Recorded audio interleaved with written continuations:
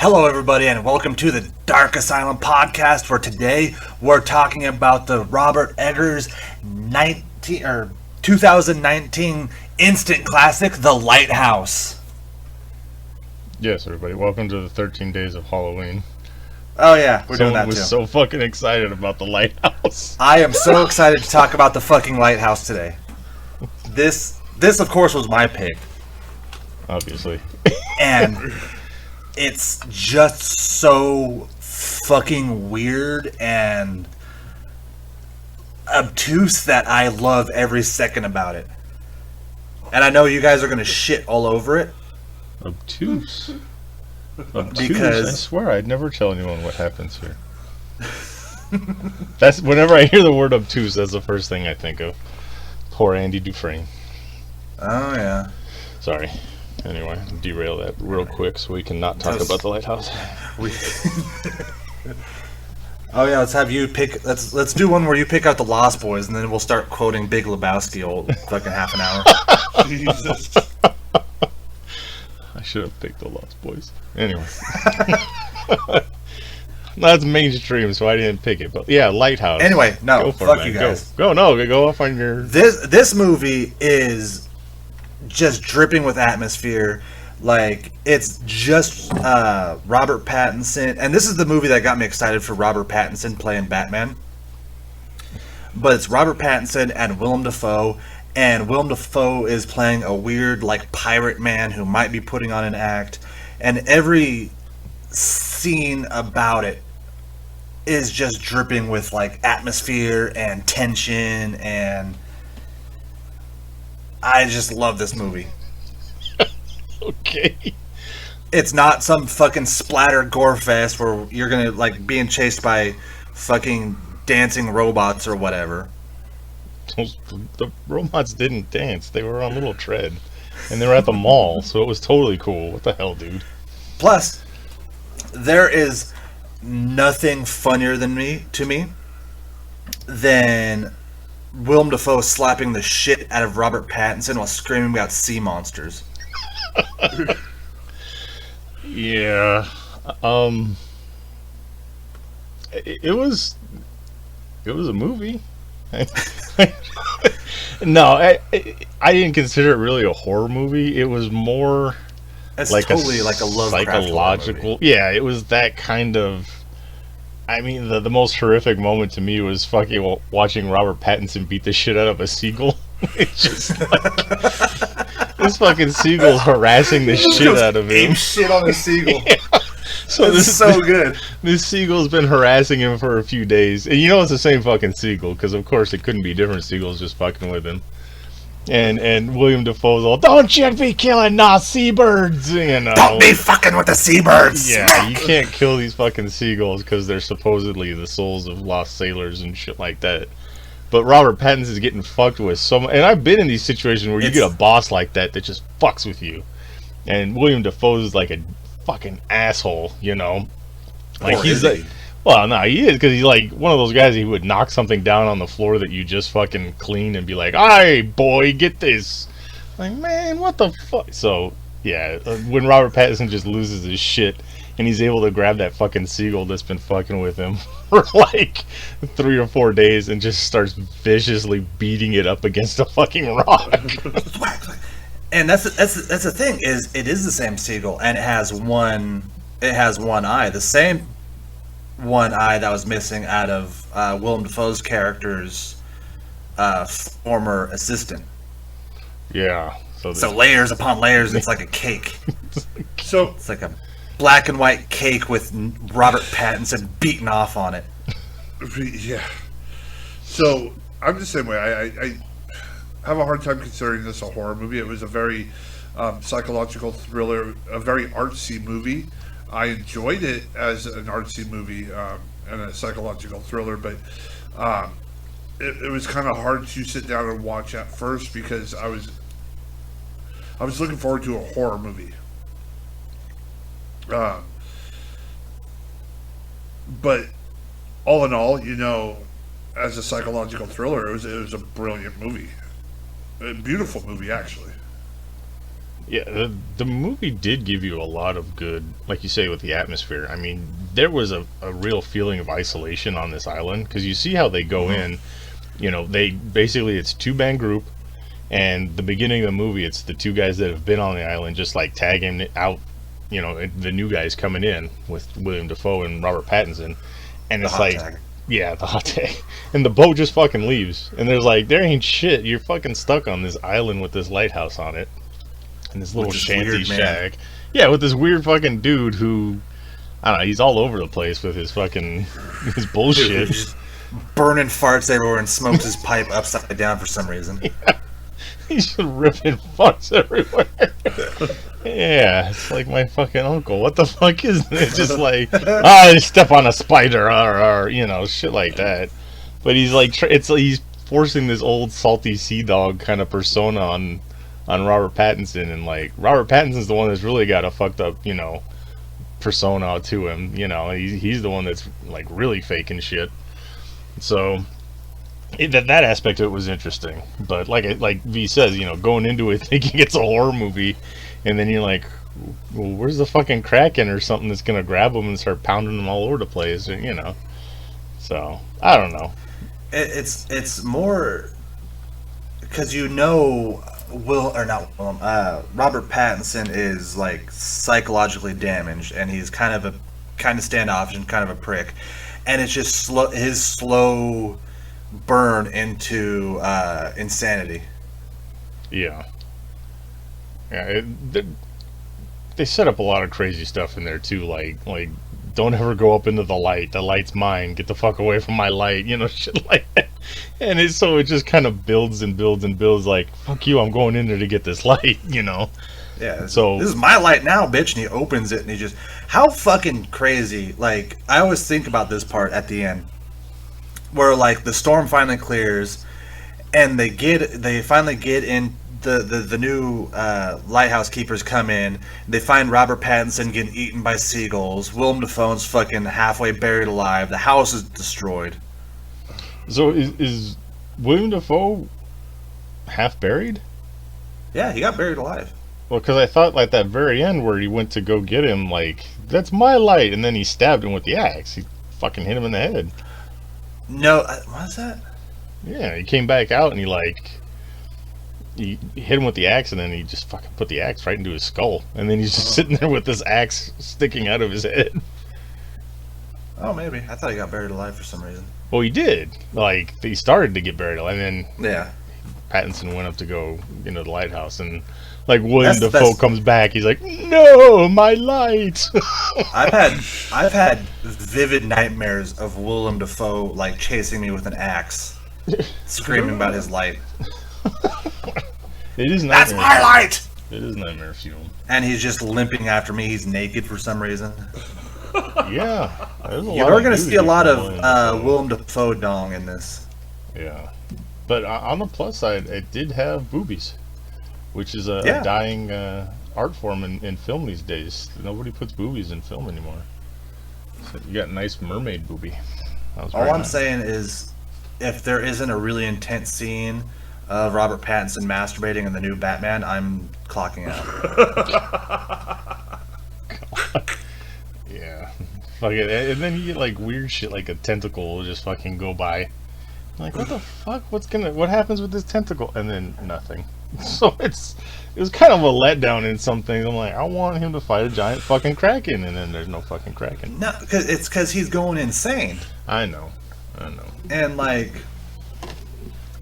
the speech of like Willem Dafoe sitting down and just being like, "How long have we been here? 3 days, 2 months? Do you really know?" That's what seals it for me. It's like, oh, we don't know what the fuck's going on in this movie. And Robert Eggers has gone on record saying he wants you to end the movie with more questions than when you started. Well, I mean, there you go. Is Robert Pattinson in purgatory? Yeah, it would be a fucked up purgatory. I'd be stuck on a fucking island with naked William Dafoe chasing me around with farting everywhere, farting everything. But it was. Have you guys ever seen Eraserhead? A long time ago. Okay, so Eraserhead is a very similar movie. It's in the similar vein of Lighthouse to me. So I was watching it, and like Eraserhead is a post-apocalyptic future, and there's like this weird deformed baby, and it's black and white, but it's very atmospheric in the same vein as the Lighthouse. So I don't know, Zach, if you like the Lighthouse that much, you might want to give Eraserhead a fucking whirl. Okay. Because that's creepy ass David Lynch shit. So his stuff gets way out of there. It was one of his earlier movies, but like I know you love this movie, so Is it as quotable as The Lighthouse? everything's just fine. Okay. So yeah, everything's fine. Everything's all. Because right. that's another thing I love about this movie is that like it's instantly quotable.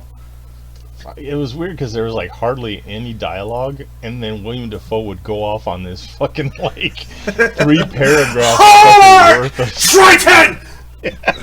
shit like that. And he would just fucking, he's like, oh, like fuck, man, what the hell? Like I was looking for the subtitle button because I couldn't understand half of it.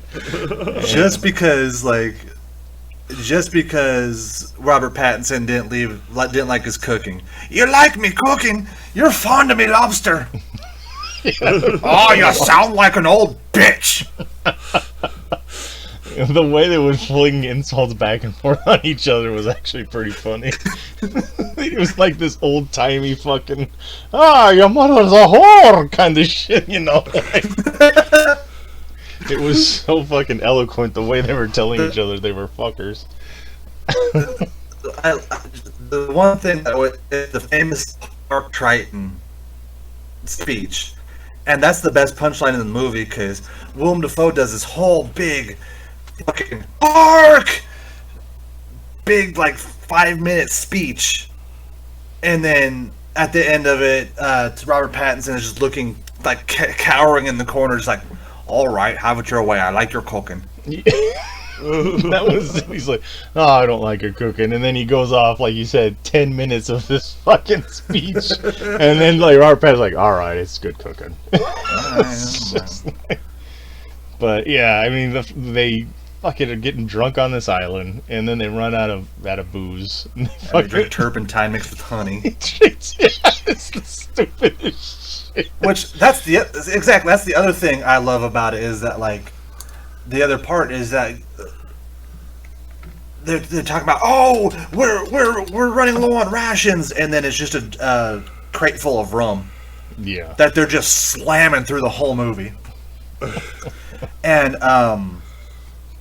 they run out of it, and Robert Pattinson's like, hey, I have an idea. I'm going to take turpentine, I'm going to mix it with honey, and then we're going to drink that. And so Willem Dafoe is like a child just watching him do this, and takes takes a big cup full of it and drinks it, and the first thing he does is just scream, "Monkey pop! Woo!" Monkey pop, yeah. Oh, shit. Yeah. So very it's odd a movie. it's a study of toxic masculinity. Okay. And they probably fuck at one point. Well, they did get kind of close during that dance scene. They get pretty close. Yeah. They were gonna kiss. I think they Would you were. kiss Willem Dafoe? If he was dressed up like he was in Boondock Saints, maybe. You know what I'm talking about. He Zach fucking Black. goes for it too. Holy shit! Like you'll see like Willem Dafoe kiss somebody, and like his tongue is outside of this fat Italian man's mouth, just fucking going for it. The man loves his work, you know. I don't know if I could do acting. Okay, all right. Yeah, no, I could not see myself kissing Willem Dafoe. How about you, V?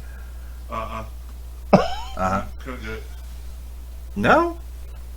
No. What about if he was dressed like in Boondock Saints? No. That was even more horrifying.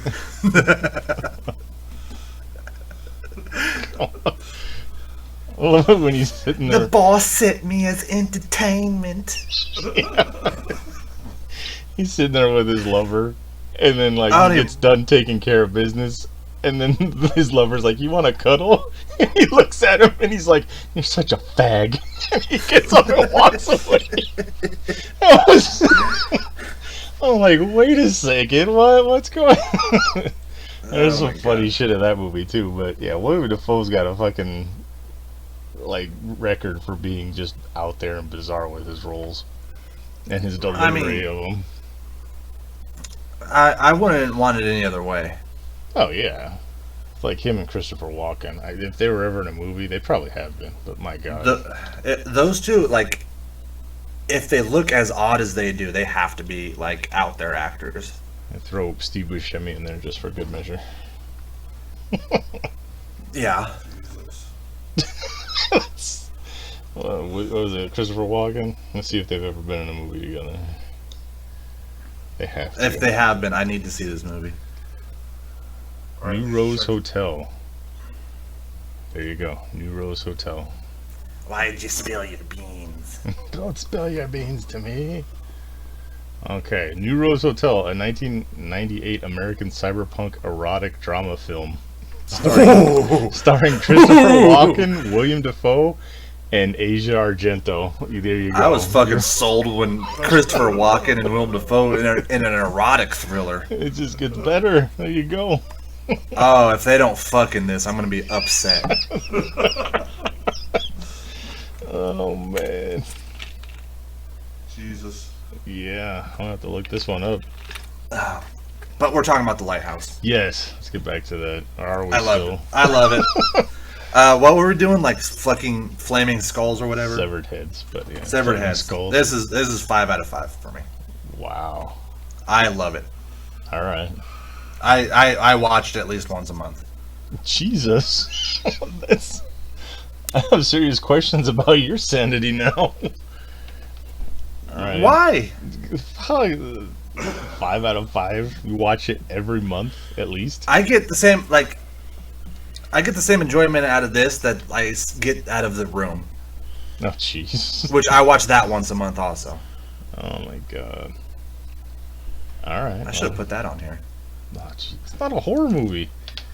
Isn't it? No. Well, I mean, being forced to watch a terrible movie is horrific, but I don't think You've never felt that panic like rise up in your gut when you see Tommy Wiseau have sex with that woman's belly button? Every thrust of the butt cheeks you could see. All right. That's my argument for it being a horror movie. Yeah, I mean, there's horrific elements for sure, but jeez. All right. We'll do it out of 5. I'd give it 2.5. Severed heads. I was at a 2, just because as a horror movie, to me it was not. So a 2, but as a movie, I loved it. Like it was, like I said, it was one of those artsy psychological thrillers that made you guess and think about the whole thing. Like you're paying attention because you're like, what the fuck? Like what the fuck's going on? And it wasn't like I'm lost in it. It's like I just need to know what's going on, and it never gives you that answer, and it keeps you wondering. Yeah, I mean, it definitely did that. So. It gave me more nightmares than any of the other movies we picked on here. And you watch it every month, so at least once a month. Yeah, I mean, maybe I'm judging it too harshly because I was expecting a horror movie, but you know. And you're uncultured. Oh, definitely, yeah. Well, that's what I'm saying. I was expecting a horror movie, so that's why I give it a 2. In this category, in how we're judging, because we're based off of horror movies. Other than that, no, it was a great movie. Yeah. All right. All right. I don't know what else to say about the fucking Lighthouse. Yeah. We're still working on the outro. Well, you got a Halloween question? Oh, fuck. Oh, you didn't. You had how long to prepare? Jesus. Man. This is good. Um, There you go, everybody. Enjoy. we did costumes. We did candy. Yeah. Did I do worse candy? Yeah, we talked about it. We Candy talked about worse corn candy. and those fucking... Almond Joys are trash. Yeah, you hate almond joy. Yeah. Ooh, Riveting. best haunted house you've been to? Like neighborhood haunted house. Oh, neighborhood? Not like professional? Well, no, yeah, professional. Never mind. Okay. I don't know. It's a toss-up between Universal Studios and Not Scary Farm. Like, I guess one of the best ones is probably the Saw scare house over at Universal one year. One of the new Saw movies was coming out. Cool. So yeah, it was actually pretty cool. Like, they had people set up in traps and stuff, and like every so many people the trap would go off. So it was kind of cool. What if that was part of the jigsaw trap and those people actually died? They just grab random folk out of line and just attach bear traps to their face, and it's like, all right. You can get someone to actually give a shit and come up and save you. You're all good. This is Susie. You may recognize her from in line. She is an actual person. Yeah. But those were always good. I love doing that. The Not Scary Farm was like a yearly thing, multiple times. And now it's just too fucking far away. And there's not really anything much out here in Portland, so... I mean, just walk down the regular streets of Portland. It's scary enough. Dodge that human feces and bypass the junkie. So, me, probably scariest and funnest. It wasn't really a haunted house, but it was an escape room. But it was the Saw escape room. That was creepy and exciting and fun all at the same time because you're living the Saw experience. I mean, you had to stick your hand in garbage disposals. Fucking, you'd put your arms in things and it would trap you in there, and you had to like move these lasers around to try to like unlock a door, and it was just fun and scary. Like, you had the pig head guy chasing after you. You had an actress that came in to help you, but like she gets like, find that. It's in Vegas. Fuck. Yeah. It's a little bit of a trip. Vegas. But as far as haunted houses go, it was I can't remember what it was called, but it was at the Memorial Coliseum where they had like the 3 different scare houses, and you pay so much to go in, and you go and hit all 3 houses. One's like I think they do different themes every year, but like one's a dollhouse, one's a fucking laboratory, and then one's just a fucking Laboratory. Something. But those were pretty cool. That's the one in downtown Portland? The Memorial Coliseum. The hockey stadium? Yeah. Yeah, I did that one year. Okay. I've gone there a couple times. I actually we did a wrestling show there one year, so we had the ring set up in the center of it all, and as people were going through and doing the haunts, they were watching the wrestling. That was the year that Buddy Highway Hazard took on New Jack. Oh shit. That's scary. Yes, we've talked about New Jack quite a few times on this show. Yeah, but he's dead now, so we can still talk about him. Well, yeah. But no, people know who we're talking about with New Jack, so it's like... Yes, that's very Halloween oriented. Scary as fuck. But... Nice. What about you, Zach? Did you ever... Oh, yeah. There's this one that we used to go to that I loved. It was in this small town near me called Carlton, and it was in this abandoned granary. Ooh. And that one was really cool. Yeah. Except Brittany never went with me again because at the end they have the guy with the chainsaw. Yeah. And I knew, like, they take the teeth out of the chainsaw. She doesn't know that. And she's trying to, I like kind of go up against the wall, and she's trying to hide behind me, but I'm pushing her closer to the chainsaw. And she got all pissed with me. Yeah. That's funny. I was in a few haunted houses for like the Boys and Girls Club and stuff when I was younger, and we had the chainsaw without the chain on it. I I always made a wanted to do that. Fucking girl just fall down and start like convulsing because I touched her with it. And I didn't have there was no chain on it, but it scared the shit out of her so bad. She fucking collapsed. He hit me with it. He got I was like, oh my god! Like I had to break character and just be like, whoa, whoa, whoa, whoa, calm the fuck down. But yeah, some old people, man, they lose their shit. So yeah, those chainless chainsaws will get you. It's good stuff. Right. Alright, well, is this it for the Lighthouse? I know Zach would like to go another. Say that again, I cut out. Hey, is this it for the Lighthouse? Yes. I think so. Let's do it. Alright, so I figured Hey. you'd want to go another half hour or so, but you know. Should pale death with treble dread make the ocean caves our bed? God who hears the surges toll, deign to save our suppliant soul. Cut it. There you go.